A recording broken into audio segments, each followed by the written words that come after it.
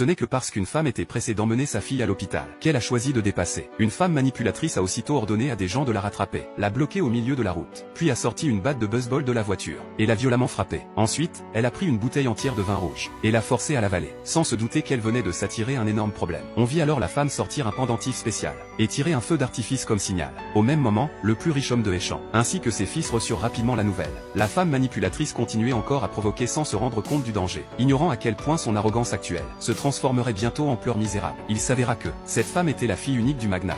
Ses trois frères étaient eux aussi des figures de tout premier plan, dans leurs domaines respectifs. Afin de mener une vie stable avec sa fille, elle avait volontairement installé un stand de raviolis wonton au bord de la route. Ce jour-là, son père et ses trois frères vinrent ensemble la retrouver. Le frère aîné expliqua que leur père avait rencontré une femme, et envisageait de lui trouver une belle-mère, espérant que la petite sœur puisse donner son avis avant toute décision. Tant qu'elle exprimait son désaccord, il refuserait catégoriquement de la laisser entrer dans la famille, en repensant au fait que leur mère était décédée depuis de nombreuses années, et que leur père était resté célibataire tout ce temps. Maintenant qu'il avait enfin rencontré quelqu'un de convenable, la femme accepta naturellement, mais à une condition, que l'autre personne ait une bonne moralité, et un cœur bienveillant. En l'entendant, le père promit immédiatement qu'il ne la décevrait jamais, et annonça qu'un banquet familial serait organisé dans quelques jours, pour rendre publique son identité. Avant de se séparer, les trois frères remirent à leur petite sœur un jeton familial. En cas de danger, il suffisait d'allumer le feu d'artifice, pour activer l'ordre de la famille. La femme accepta le cadeau, puis rentra chez elle avec sa fille pour fêter son anniversaire. Mais alors qu'elle s'apprêtait à manger le gâteau avec sa fille, la petite fille eut soudain une crise cardiaque, et s'évanouit. La femme monta précipitamment sur son tricycle, et emmena sa fille à l'hôpital.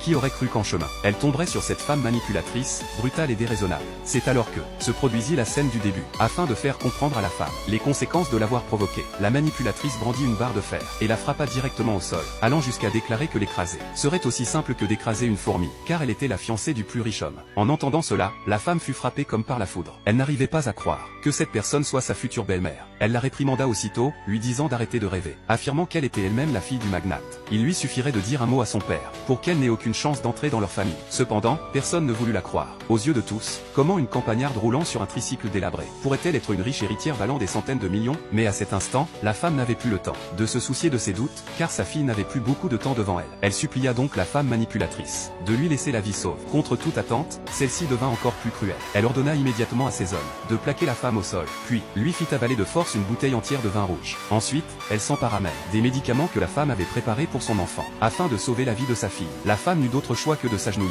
suppliant la manipulatrice d'épargner l'enfant. Mais celle-ci changea soudain d'avis, et jeta directement toute la bouteille de médicaments par terre. La femme ne voulut plus perdre de temps avec une telle personne. Elle libéra aussitôt le signal de détresse, pour appeler toute sa famille. Au même moment, le magnate et ses trois fils réalisèrent que la femme était en danger. Ils donnèrent immédiatement l'ordre à tout le personnel de se rendre sur les lieux. Pendant ce temps, la femme manipulatrice continuait à vociférer et à humilier la femme. La petite fille, voyant qu'il n'arrêtait pas de maltraiter sa mère, s'agenouilla aussitôt pour les supplier, mais finit par s'évanouir, épuisée. La manipulatrice pensa pourtant qu'elle faisait semblant, saisit une barre de fer, et s'apprêta à leur donner une bonne leçon. C'est alors qu'en ce moment critique, la famille du magnate arriva avec ses hommes.